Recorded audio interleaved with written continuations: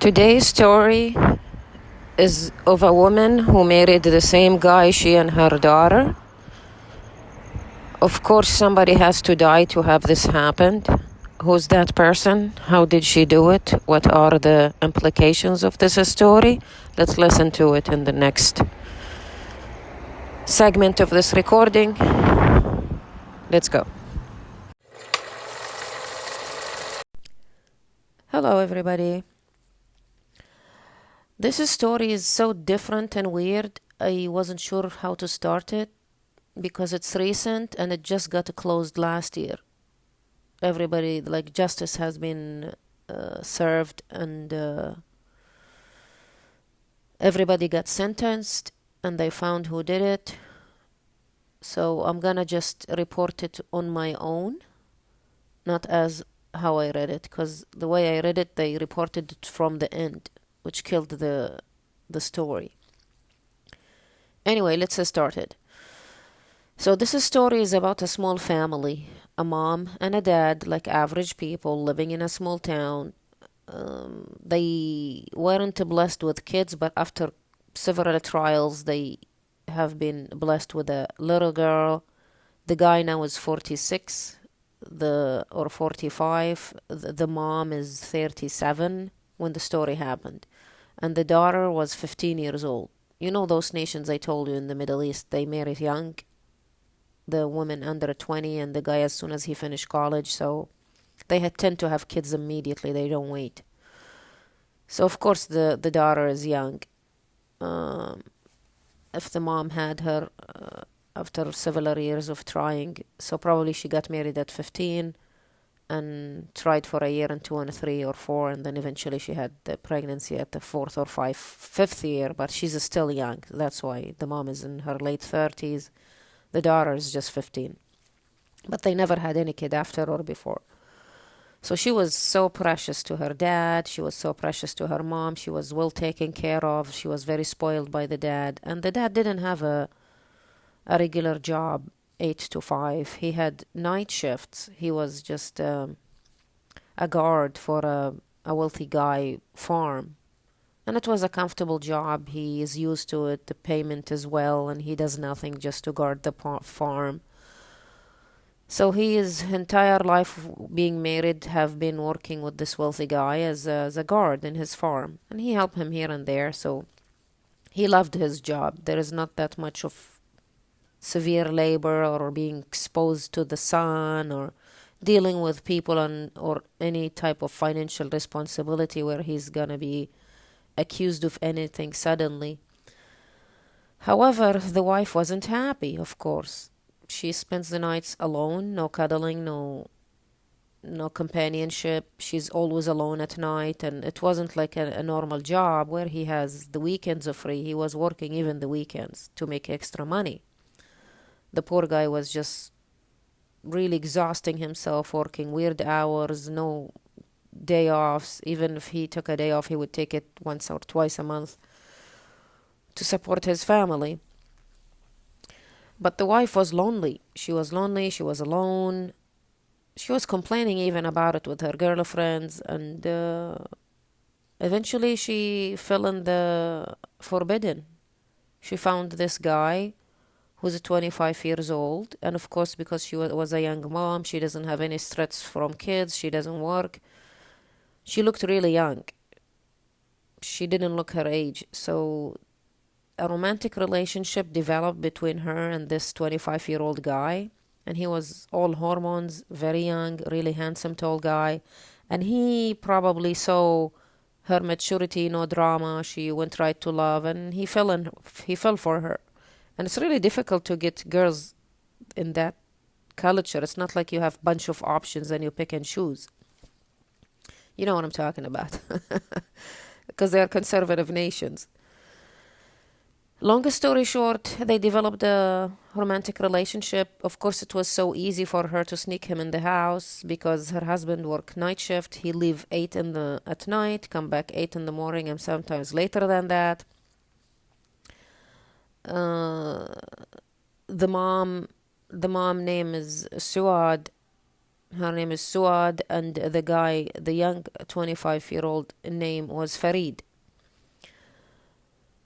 So Suad kept that going on for 2 years, 2 full years. He would show up at night when the husband leave and would leave before the sun comes up sometimes, and or after, a little bit after.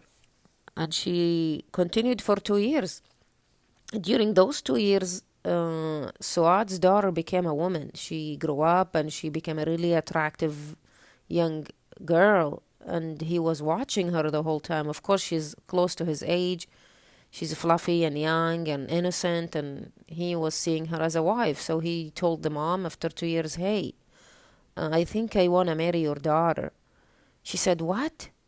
The whole time you had your eyes on my daughter? What are you talking about? We are together. He told her, yeah, I eventually I want to settle, and I think you know me by now, and we're comfortable with each other, and I think it will be easier for me to be in your house 24/7, and you will stay in the circle. I still love you.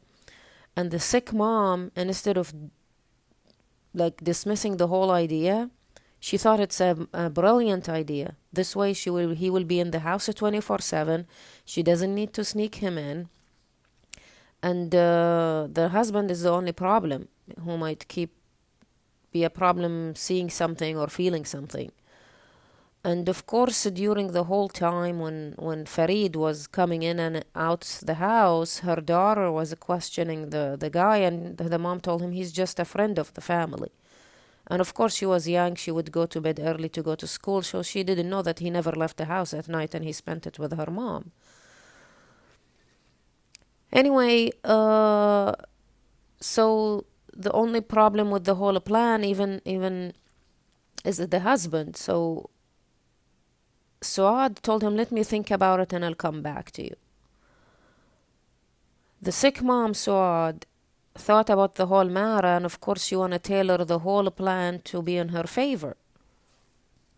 As a selfish woman, sick woman. She told him, here is the proposal. You can have me and have my daughter, but you have to get rid of my husband. And you know what you have to do? He told her, no, I don't know what I have to do. What do you mean, get rid of your husband? What am I going to do to him? She said, well, you can just get rid of him forever with any way you prefer. I'll give you his address, where he works, and then you can have my daughter and me and forever. And actually, I'm going to write the house in your name, since you're going to be the man of the house and I don't have kids, and that will be your reward. I'll write the house in your name and I'll give you some cash, because we will inherit some cash from him after he passes away. But get rid of him forever by any means you feel or see suitable for you. As the plan, or as Suad planned, she gave him the address. So Farid went early in the morning after he left her house. He got his name, her husband's name, and his profession, where he works.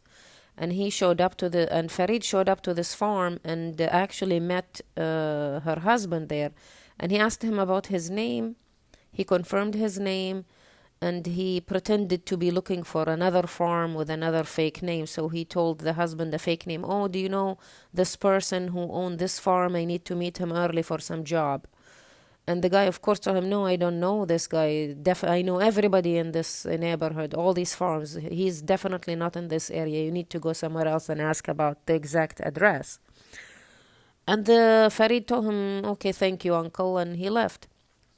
As I told you, uncle is a name in that culture. The younger people call older people, even if they are not related to them, they call them uncle, if you don't know his name, out of respect and to indicate that he's of an older age where he deserves respect, and even if he doesn't know him. So he told him, goodbye, uncle, and he left. As soon as the husband turned his back about to leave, Farid immediately pulled out a knife, a massive knife, like a kitchen massive knife, and he stabbed him 7 times.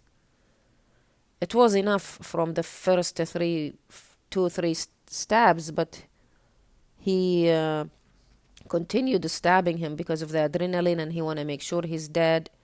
And he left him where he is, on the ground, bleeding, the dumbass. And he left. Of course, the police showed up. The dad never showed up in the morning. And the owner of the farm woke up in the morning and saw the husband dead by the farm doors, bleeding. He took him to the hospital. He didn't know he's dead, but in the hospital they announced that he's dead. The funeral happened. Everything went fine. They couldn't find any clues, no weapon, no trace of anything. So the police never had any clues. And the investigation, of course, kept going. They questioned the wife. They questioned the daughter. Does he have any enemies? Everybody said no. His family, his brothers and sisters, everybody said no. And until the problem fades a little bit, a month passed, 2 months passed. The third month or the fourth month, which was really fast, the mom got her daughter married to Farid to fulfill her promise as she promised him, so she can have him in the house quickly, because even before her daughter marriage, she was still seeing him, and she actually married him secretly without her daughter knowledge. So the daughter doesn't know that her mom is married to her future husband, who became really her husband to her, and he moved in the house with them. And everybody was shocked of this quick weird marriage that fast after the dad death. And since it's the daughter and she became orphan, they need a man in the house. Everybody bought the excuse, except the husband family, his brothers. They could not sleep at peace at night. They were looking around, going back and forth to the police station. The police told them, we are still investigating. We don't have any clues. So one of the brothers was shrewd, and he was the one who was closest to him, his youngest brothers. And he said, this doesn't make sense. My brother was a really nice guy. He had no enemies. What's going on? This is very weird. So he kept watching the house for weeks, and he noticed Farid going in and out. He said, who is this guy came to our family suddenly after my brother's death? So he went in the neighborhood, the brother went to the neighborhood and started asking the neighbors. A lot of them said, we don't know, no, we weren't paying attention, except two. He asked one, and then he continued asking more, and he found another neighbor. Those neighbors actually confirmed that this guy, Farid, he has been coming in and out of the house even before he married the man, the deceased man's daughter. He was going in and out in weird times, like he would leave early in the morning. How do you know he left early in the morning? Because in that nation, they pray. You know, the prayers, the call for prayers, when you hear the call for prayers in the mosque, maybe you never heard it. But there is a call for a prayer in the morning before the sun comes out. When people hear it, they go out and pray. So probably they ran into him sometimes here and there, because that 2 years and a half or 3 years is a long time.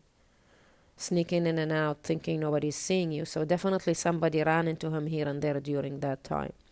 And indeed they did.